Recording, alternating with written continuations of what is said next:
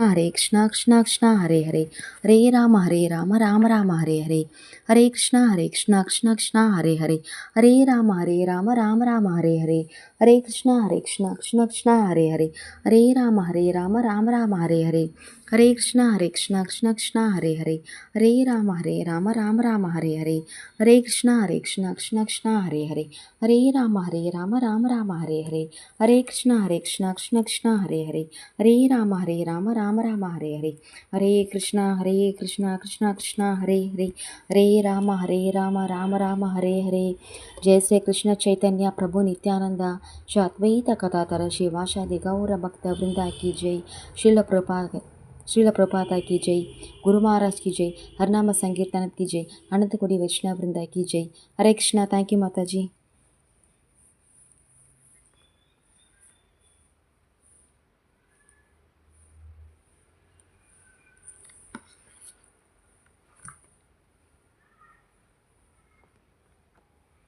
हरे कृष्ण। नान्तोऽस्ति मम दिव्यानां विभूतीनां परन्तप एष तुद्धेशतः प्रोक्तो विभूतेर्विस्तरो मया। हरे कृष्ण। श्री कृष्ण। नान्तोऽस्ति मम दिव्यानां विभूतीनां परन्तप एष तुद्धेशतः प्रोक्तो विभूतेर्विस्तरो मया। हरे कृष्ण। हरे कृष्ण। हरे कृष्ण। नाम दोस्ति मम दिव्यानां विभूतीनां परन्तप एष दुर्देश प्रोक्तो विभूतेर्विस्तरो मया। हरे कृष्ण। हरे कृष्ण। नाम दोस्ति मम दिव्यानां विभूतीनां परन्तप एष दुर्देश प्रोक्तो विभूतेर्विस्तरो मया। हरे कृष्ण। हरे कृष्ण। अस्ति मा दिव्यानां विभूतिर्या दीनां परन्तप येष दुर्देश प्रक्ते विभूतिर्विश्वतरो माया। हरे कृष्ण। हरे कृष्ण। नातो अस्ति मम दिव्यानां विभूतीनां परन्तप येष दुर्देश प्रोक्तो विभूतिर्विस्तरो मया। हरे कृष्ण। हरे कृष्ण। मम दिव्यानां विभूतीनां परन्तप एष दुर्देश प्रोक्तो विभूतिर्विस्तरो मया। हरे कृष्ण। हरे कृष्ण। नान्तोऽस्ति मम दिव्यानां विभूतीनां परन्तप एष दुर्देशतः प्रोक्तो विभूतिर्विस्तरो मया। हरे कृष्ण। हरे कृष्ण। नान्तोऽस्ति मम दिव्यानां विभूतीनां परन्तप एष तुद्विशेष प्रोक्तो विभूतिर्विस्तरो मया।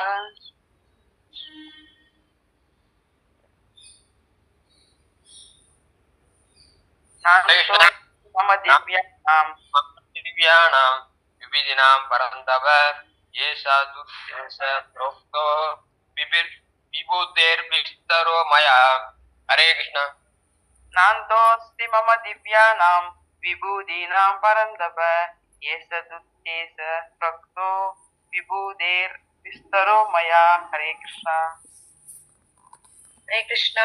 नान्तोऽस्ति मम दिव्यानां विभूतीनां परन्तप येष तुद्देशतः प्रोक्तो विभूतिर्विस्तरो मया। हरे कृष्ण। हरे कृष्ण। नान्तोऽस्ति मम दिव्यानां विभूतीनां परन्तप येष तुद्देशतः प्रोक्तो विभूतिर्विस्तरो मया। हरे कृष्ण। हरे कृष्ण। नाम तो अस्ति मम दिव्यानां विभूतीनां परन्तप येष दुर्देशतः प्रोक्तो विभूतेर्विस्तरो मया। हरे कृष्ण। हरे कृष्ण। नाम तो अस्ति मम दिव्यानां विभूतीनां परन्तप येष दुर्देशतः प्रोक्तो विभूतेर्विस्तरो मया। हरे कृष्ण। हरे कृष्ण। नान्तोऽस्मि मम दिव्यानां विभूतीनां परन्तप एष दुर्देशतः प्रोक्तो विभूतिर्विस्तरो मया। हरे कृष्ण। हरे कृष्ण। नान्तोऽस्ति मम दिव्यानां विभूतीनां परन्तप एष दुर्देश प्रोक्तो विभूतिर्विस्तरो मया. हरे कृष्ण. हरे कृष्णा. नान्तो अस्ति मम दिव्यानां विभूतीनां परं तप येषु तु ते सदा प्रोक्तो विभूतिर्विस्तरो मया. हरे कृष्णा. हरे कृष्णा. हरे कृष्णा.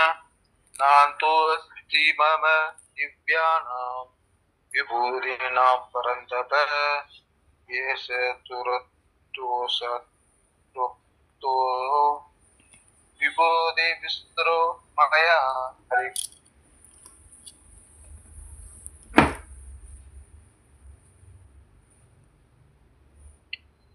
हरे कृष्णा. नान्तो स्त्री मम दिव्यानां विभूतीनां परं तप रक्तो विभूति विस्तरो मया. हरे कृष्णा.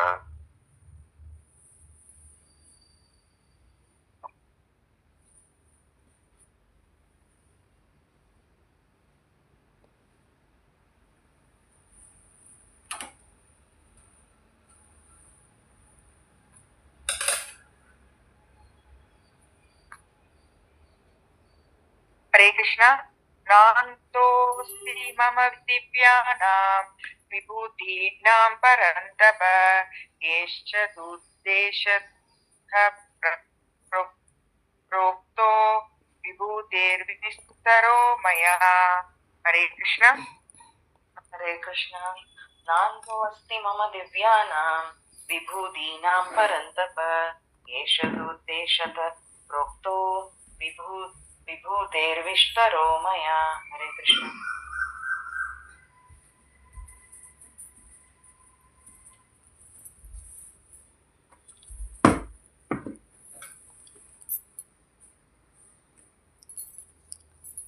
ஹரே கிருஷ்ணா மாதாஜி.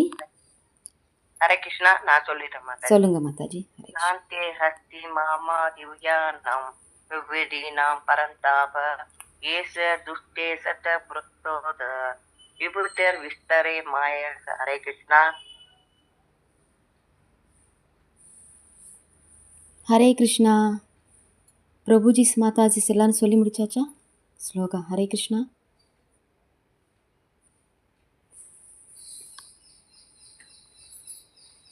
மாதாஜி மாதாஜி என்னோட வாய்ஸ் கிளியராக கேட்குதா? கேட்குது, கிளியராக கேட்குது. ஓகே, தேங்க்யூ மாதாஜி. ஹரே கிருஷ்ணா. ஓம் நமோ பகவதே வாசுதேவாய. ஓம் நமோ பகவதே வாசுதேவாய. ஓம் நமோ பகவதே வாசுதேவாய. நமோ ஓம் விஷ்ணுபாதாய கிருஷ்ணபிரேஷ்டாய பூதலே ஸ்ரீமதே பக்தி வேதாந்த சுவாமின் இதி நாமினே. நமஸ்தே சாரஸ்வதே தேவே கௌரவாணி பிரச்சாரிணே நிர்வேஷ शून्यवादी पासाद्ये देशतारिणे. जय श्री कृष्ण चैतन्य प्रभु नित्यानंदा श्री अद्वैत कथाधर श्रीवासादि गौर भक्त वृंदा की जय. हरे कृष्णा कृष्णा कृष्णा हरे हरे हरे राम राम राम हरे हरे. பகவத்கீதை உண்மை உருவில் அத்தியாயம் 10. கீதையின் உட்பொருள் சுருக்கம். பதம் 40. நாந்தோஸ்தி மம திவ்யானாம் விபூதீனாம் பரந்தப ஏஷ துத்தேஷதஹ ப்ரோக்தோ விபூதேர்விஸ்தரோ மயா. எதிரிகளை வெல்வோனே, என்னுடைய தெய்வீக தோற்றங்களுக்கு எல்லையே இல்லை. நான் உன்னிடம் கூறியவை அனைத்தும் எனது விரிவான வைபவங்களில் ஓர் உதாரணமே. பொருளுரை. வேத இலக்கியங்களில் கூறப்பட்டுள்ளபடி பகவானுடைய சக்திகளும் வைபவங்களும் பல்வேறு விதங்களில் அறியப்பட்டாலும் இத்தகு வைபவங்களுக்கு எல்லையே இல்லை. எனவே வைபவங்களையும் சக்திகளையும் பூர்ணமாக விளக்குவது இயலாது. அர்ஜுனனின் ஆவலை திருப்தி செய்வதற்காகவே சில உதாரணங்கள் இங்கே விளக்கப்பட்டுள்ளன.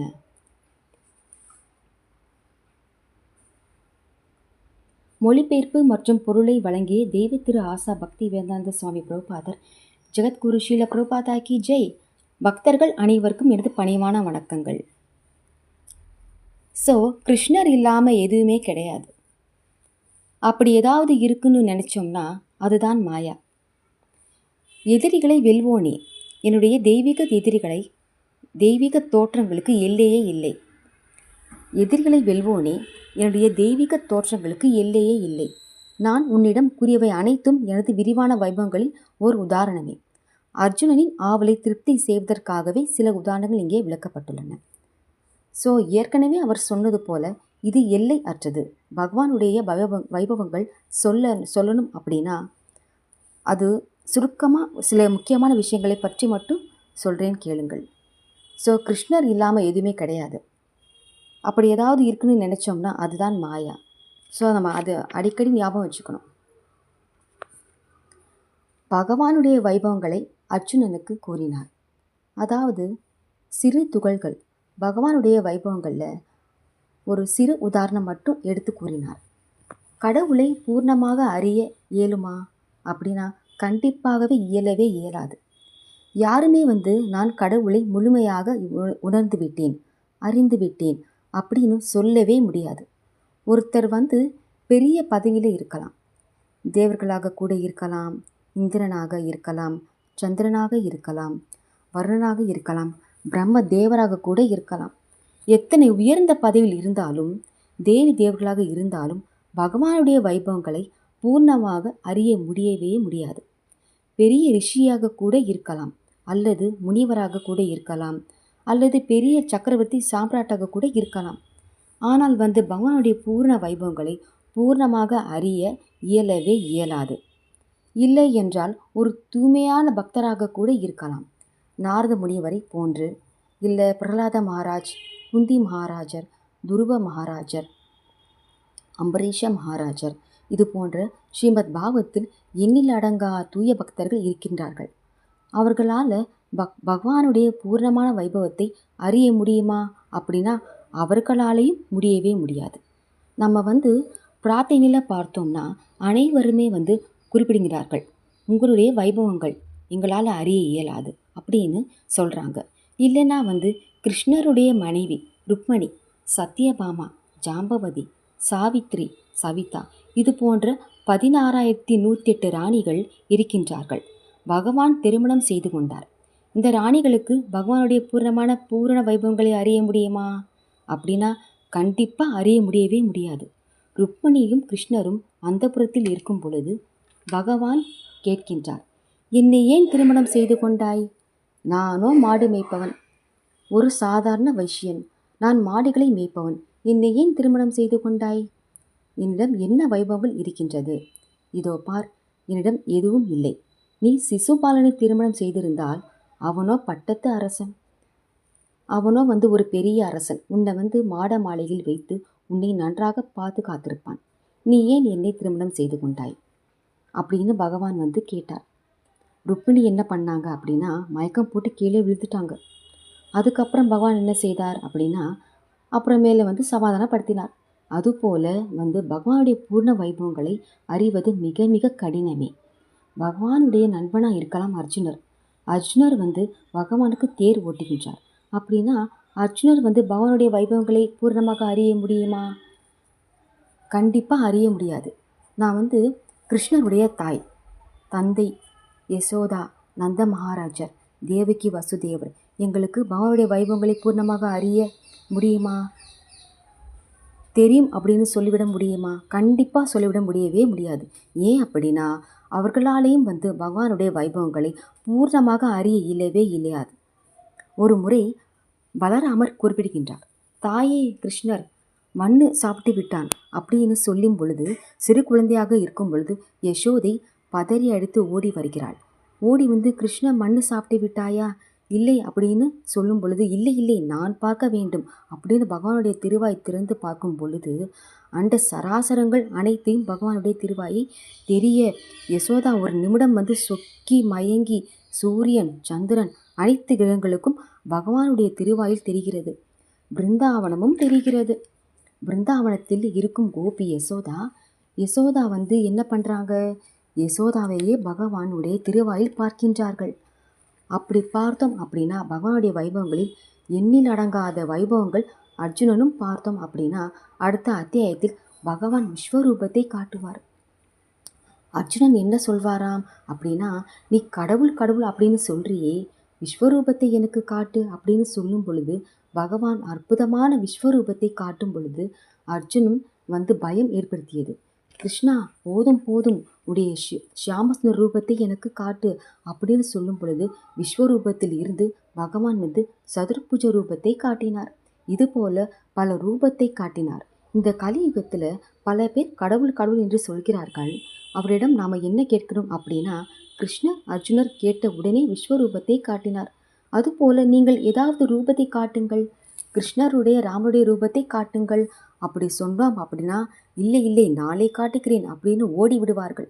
அதுபோல ஏமாற்றும் பெருச்சாளிகளே அவர்கள். அதனால் பகவான் கிருஷ்ணருடைய வைபவங்கள் அறிவது மிக மிக கடினமே. அதனால் அனந்தன் என்ற திருநாமம் அனந்தன் எல்லையற்றவர் அப்படின்னு பொருள். அதாவது பகவானை படைத்ததற்கு எல்லை இல்லை. இப்போ கடல் இருக்கு, யாரானாலும் சொல்லிவிட முடியுமா, சுவாமி கடல் தண்ணீர் இருக்கு, இத்தனை கன அடி தண்ணீர் இருக்கு, சொல்லிவிட முடியுமா? யாராலையும் சொல்லிவிட முடியாது. எவ்வளவுதான் நீ கடவுளை இல்லை அப்படின்னு நிறைய சயின்டிஸ்ட் இன்னும் அறிவியல் விஞ்ஞானிகள் கடவுள் கிடையாது, நான் இதை கண்டுபிடிப்பேன், அதை கண்டுபிடிப்பேன், இங்கே ராக்கெட் விடுவேன், அங்கே ராக்கெட் விடுவேன். சரி, கடலில் இருக்கிற தண்ணியை உங்களால் எத்தனை லிட்டர் இருக்குது அப்படின்னு சொல்ல முடியுமா? கடவுளுடைய வைபவங்கள் இருக்குது. கடவுளான படைக்கப்பட்ட பொருளுடைய வைபவங்களே அறிய இயலாது. முடியுமா? முடியவே முடியாது. கடல் எதுக்கு? ஒரு ஆலமரத்தில் எத்தனை விதை இருக்குது எண்ணி யாராலையும் சொல்லிவிட முடியுமா? கண்டிப்பாக முடியவே முடியாது. அதுபோல் நம்ம அலைசி ஆராய்ந்து பார்த்தால் அப்படின்னா பகவானுடைய வைபவங்களையும் முழுமையாக அறிய இயலாது. ஓரளவுக்கு நம்மளால் அறிந்து கொள்ளலாம். நமக்கு எவ்வளவு பக்தி இருக்கிறதோ அந்த அளவுக்கு அதோமா பிரபந்தித்தி ததைவா பஜம் யகம், அதாவது நமக்கு எவ்வளவோ பக்தி இருக்கிறதோ அந்த அளவுக்கு பகவானை நம்ம புரிந்து கொள்ளலாம். நமக்கு தூய பக்தராக இருந்தாலும் பகவானுடைய வைபவங்களை கண்டிப்பாக நம்மளால் புரிந்து கொள்ள இயலாது. அதாவது நம்ம பகவான் இங்கே குறிப்பிடுகின்றார். பகவான் இதுவரைக்கும் பஞ்ச பாண்டவர்களில் நான் அர்ஜுனன், குதிரைகளில் உச்சீஸ்வரா, அதுக்கப்புறம் நான் இந்த இந்திரன், புரோகிதர்களில் நான் பிரகஸ்பதி, அதுக்கப்புறம் கவிதைகளில் நான் கவிஞர்களில் நான், மந்திரங்களில் நான் ஜபயோக தக்ஷ்மி, மந்திரங்களில் நானே ஜபமாக உள்ளேன். அதுக்கப்புறம் பகவானுடைய வைபவங்கள் பலவற்றை சொன்னார். அனைத்துமே ஒரு சின்ன இல்லைன்னா ஒரு சின்ன ட்ரைலர் பகவான் பண்ணியிருக்கிறார். பகவான் கொடுத்திருக்கிறார். பிரபுபாதர் இங்கே குறிப்பிடுகிறார். அர்ஜுனர் என்ன கேள்வி கேட்டார்? உங்களுடைய வைபவங்கள் சொல்லுங்கள் என்று சொல்லும் பொழுது பகவான் அர்ஜுனனுடைய திருப்திக்காக, அர்ஜுனனை கேள்வி கேட்பதற்காக, அர்ஜுனரை சந்தோஷப்படுத்துவதற்காக, ஒரு திருப்திக்காக மட்டும் பகவான் அந்த வைபவத்தை உருக்கமாக ஒரு உதாரணத்துக்காக எடுத்து குறிப்பிடுகின்றார். ஆனால் பிரம்மாண்டமாக இருக்கின்ற பகவானை நாம் நம்ம புத்தியை பயன்படுத்தி அறிய இயலவே இயலாது. முடியுமா அப்படின்னா கண்டிப்பாக இயலவே இயலாது. அதனால் நம்ம ஓரளவுக்கு பகவானை அணுகினாலும் சரி அப்படின்னா அறிய முடியாது. அதனால் விட்டுட முடியுமா?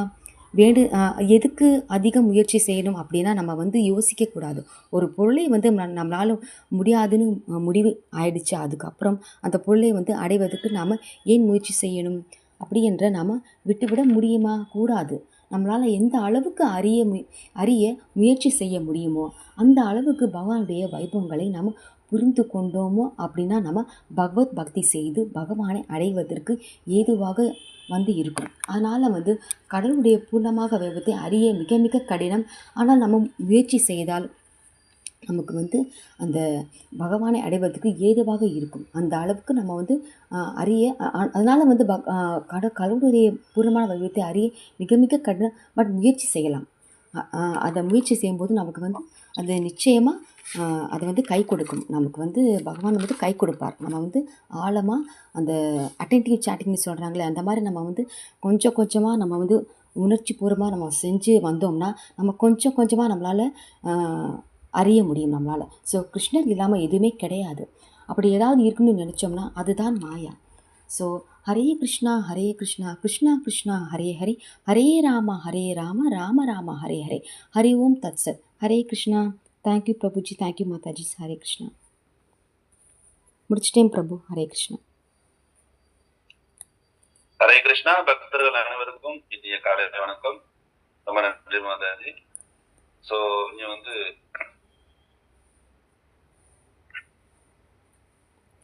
நாண்டோஸ்தி மம திவ்யானாம் விபூதினாம் பரந்தவா ஏததுஸ்தேதஸ்ய ப்ரோக்தோ விபூதே விஸ்தரோ மசான்.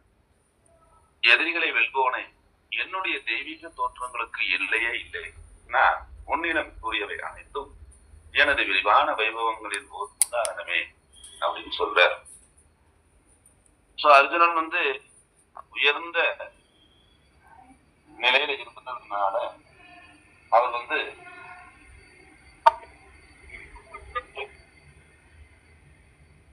பகவானுடைய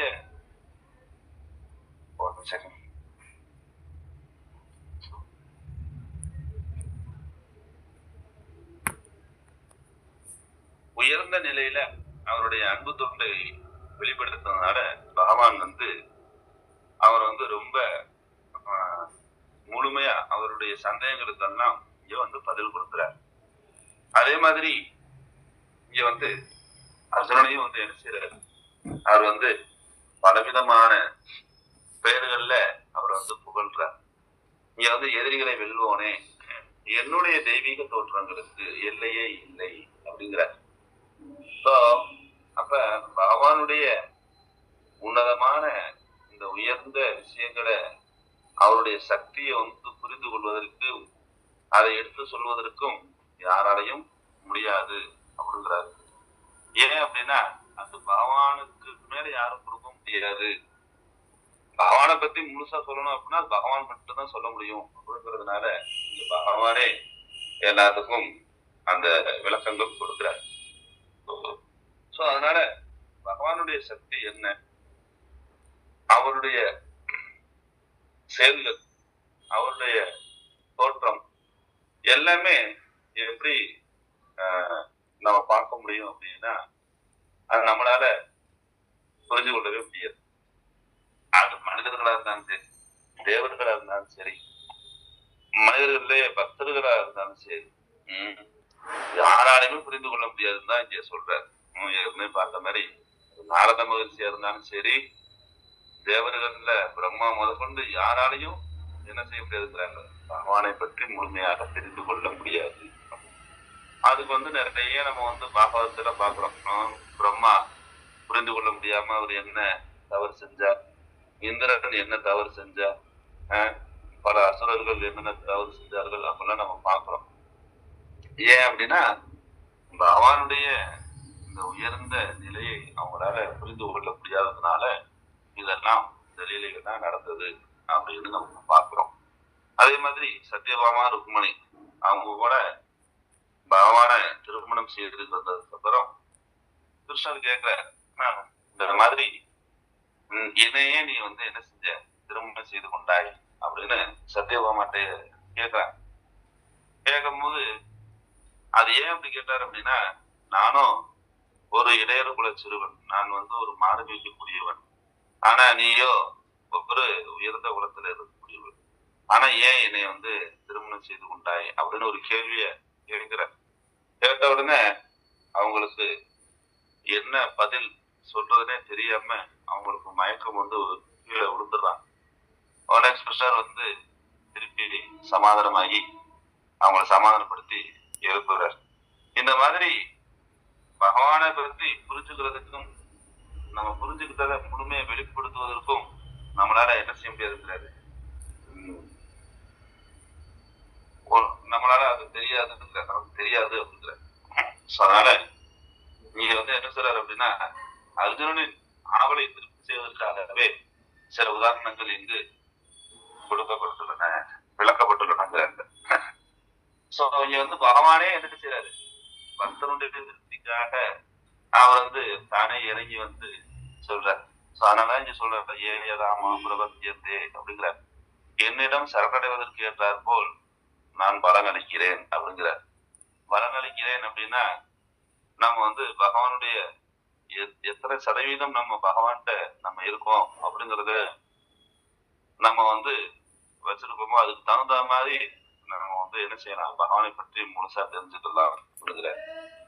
அதனால நம்ம வந்து நம்மளுடைய உணர்வு எப்படி இருக்கணும் அப்படின்னா, சதா சர்வகாலமும் கிருஷ்ண உணர்வுலே நம்ம இருக்கிறதுக்கு தகுந்த மாதிரி நம்மளுடைய சூழ்நிலைகளையும் நம்மளுடைய செயல்களையும் நம்ம வச்சுக்கிற வேண்டும் அப்படின்னு சொல்றாரு. ஸோ அந்த மாதிரி இருக்கும் பொழுது நமக்கு வந்து இங்க என்ன வராது, இந்த பௌதிக உலகத்தினுடைய தாக்கம், மாயையினுடைய தாக்கம் நமக்கு இருக்காது. ஸோ இப்ப இந்த புரட்டாசி மாசம் பார்த்தோம் அப்படின்னா நிறைய பக்தர்கள் என்ன செய்யறாங்க, பகவானுடைய இந்த திருநாமத்தை சொல்லிட்டு பகவானுக்காக தன்னுடைய செயல்கள் எல்லாத்தையும் என்ன செஞ்சுக்கிறாங்க, இந்த ஒரு மாசத்துக்கு மாத்திக்கிறாங்க. அதே மாதிரி இப்ப பக்தர்கள் நிறைய நம்ம என்ன செய்யறாங்க, ஒவ்வொரு வீடுகள்லையும் பகவானை அழைச்சு நாம சங்கீர்த்தனம், பூ அபிஷேகம், அடுத்து சத் சங்கம் இதெல்லாம் வந்து பண்றாங்க. இப்ப இதுல என்ன ஆகுது, தினசரி இந்த நிகழ்ச்சியை செய்யும் பொழுது அந்தந்த பகுதியில் இருக்கக்கூடிய நபர்களுக்கெல்லாம் நம்ம என்ன செய்யறோம், இந்த கிருஷ்ண உணர்வை கொடுத்து நாமத்தினுடைய மகிமையை கொடுத்து நம்ம பலவிதமான அந்த நிலையை பகவானுடைய அந்த உயர்ந்த குணத்தை வந்து சொல்லி அவங்களுக்கு பகவான் மேல நம்பிக்கை வருவதற்கு உண்டான சூழ்நிலை நம்ம உருவாக்கி கொடுக்கிறோம். அப்ப இதனால என்ன ஆகுது அப்படின்னா, நிறைய பேரு பகவானுடைய நாமத்தை சொல்றதுக்கு தயாரா இருக்கலாம். உதாரணத்துக்கு பார்த்தோம் அப்படின்னா, முந்தா நாள் சனிக்கிழமை மாணிக்க நேரில் நம்ம வந்து ப்ரோக்ராம் பண்ணிருந்தோம். சனிக்கிழமை மதியம் அந்த ஏரியாவில் இருக்கக்கூடிய புதுசா இருக்கிறவங்க எல்லாம் வந்தாங்க. ஸோ அதே மாதிரி நேற்று பாரதி நகர்ல ப்ரோக்ராம் பண்ணியிருந்தோம். அங்கே பார்த்தீங்கன்னா அங்கேயும் புதுசா கிட்டத்தட்ட 40 பேர் வரைக்கும் வந்திருக்காங்க. புது நபர்களே 40 பேர் வந்திருக்காங்க. அப்ப அங்கே வந்தவங்க இந்த மாதிரி பக்தருடைய சட்டத்தை எடுத்துக்கிட்டாங்க. நல்ல நாம சங்கீர்த்தனம், அதுக்கப்புறம் மலர் அபிஷேகம், அப்புறம் பகவானுடைய புனித நாமத்தினுடைய மகிமைகள், அதுக்கப்புறம் நல்ல பிரசாதம், இதெல்லாம் அவங்க எடுத்துக்கிட்டு எல்லாருமே நல்ல ஃபேமிலியோட வந்திருந்தாங்க. இந்த நிகழ்ச்சியில கலந்துக்கிட்டாங்க. அவங்களுக்கு வந்து புதுவிதமான ஒரு அனுபவம், அந்த அனுபவத்தின் மூலமா பகவான் மேல அதிகமான ஒரு ஈர்ப்பு அவங்களுக்கு வந்தது. எல்லாரும் நாமத்தை நாங்க வந்து சொல்றோம் அப்படின்னு சொல்லி உறுதிமொழி எடுத்துக்கிட்டாங்க. இந்த மாதிரி நிறைய மக்கள் பகவானுடைய இந்த நிகழ்ச்சிகள்ல, பகவானுக்கு நடத்தப்படக்கூடிய நிகழ்ச்சிகள்ல கலந்து கொள்றதுனால அது வந்து என்ன ஆகுது அப்படின்னா, அவங்களுக்கு ஒரு விதமான அனுபவமும் ஒரு விதமான செயல் மாற்றங்களும் அவங்களுக்கு நடைபெறுகிறது. ஸோ அதுக்கு வந்து என்ன காரணம் அப்படின்னா, இது வந்து பக்தர்கள் தான் என்ன செய்யணும், முயற்சி பண்ணணும். இந்த பிரபஞ்சத்துல இருக்கக்கூடிய அனைத்து பிரச்சனைகளையும் தீர்க்கக்கூடிய சக்தி யார்கிட்ட இருக்கா, பக்தர்கள்ட்ட, வைஷ்ணவர்கள்ட்ட இருக்கு அப்படிங்கிற. அப்ப நம்ம போய் என்ன செய்ய முடியும், நம்ம கத்தி எடுத்துட்டு போய் என்ன செய்ய முடியாது, எதிரியில போய் சண்டை போட முடியாது. அப்படி சொல்லலாம். இங்க என்ன சொல்றாரு அப்படின்னா, நம்ம பகவானுடைய நாமத்தின் மூலமா இங்க இருக்கக்கூடிய அனைத்து அசுர குணத்தையும் நம்ம என்ன செய்யலாம், எடுக்கலாம் அப்படிங்கிறார். அப்ப இந்த நாம சங்கீர்த்தனம் ரொம்ப முக்கியமானது. அதன் மூலமா நம்ம இந்த உலகத்துல இருக்கக்கூடிய அனைவரையும், அறியாமல் இருக்கக்கூடிய அனைவரையும் கிருஷ்ண உணர்வுக்கு நம்ம கொண்டு வருவதற்கு இதுவே ஒரு சிறந்த வழியா இருக்கு. நன்றி. அதுக்கப்புறம் நம்ம வந்து இஸ்கான் திருப்பாலை, ஸோ இங்க வந்து புரட்டாசி மாசத்துக்கு சனிக்கிழமை நகர சங்கீர்த்தனம் இங்க ரொம்ப சிறப்பா நடந்துகிட்டு இருக்கு. அதே மாதிரி வெள்ளிக்கிழமை காலையில நகர சங்கீர்த்தனம் நம்ம தெப்பக்குள பகுதியில் இங்க நடந்துகிட்டு இருக்கு. ஸோ இதெல்லாம் இந்த மாதம் புரட்டாசி மாசம் எதுவும் விசேஷம்லாம் கிடையாது. அதை வந்து நம்ம என்ன செய்யணும், வந்து கலந்துக்கணும். அதாவது நம்ம வந்து ஒரு சடங்கா நம்ம செய்யக்கூடாது. சடங்குனா ஏதோ விசேஷத்துக்கு அரசாங்கம் போனோம் அப்படின்னு சடங்கா நம்ம செய்யக்கூடாது. அது வந்து நம்மளுடைய வாழ்வியல் நிலைப்பாடு, அதாவது சனாதன தர்மம் அப்படிங்கிறார். இங்க வந்து மகாபிரபு வந்து பக்தர்களுக்கு அறிவிக்கக்கூடிய முக்கியமான ஒரு விஷயம் என்ன அப்படின்னா, நாம செய்யறதுனா நம்ம வந்து கலியுகத்துல வந்து ரொம்ப முக்கியமா செய்யணும் அப்படின்னு சொல்றாரு.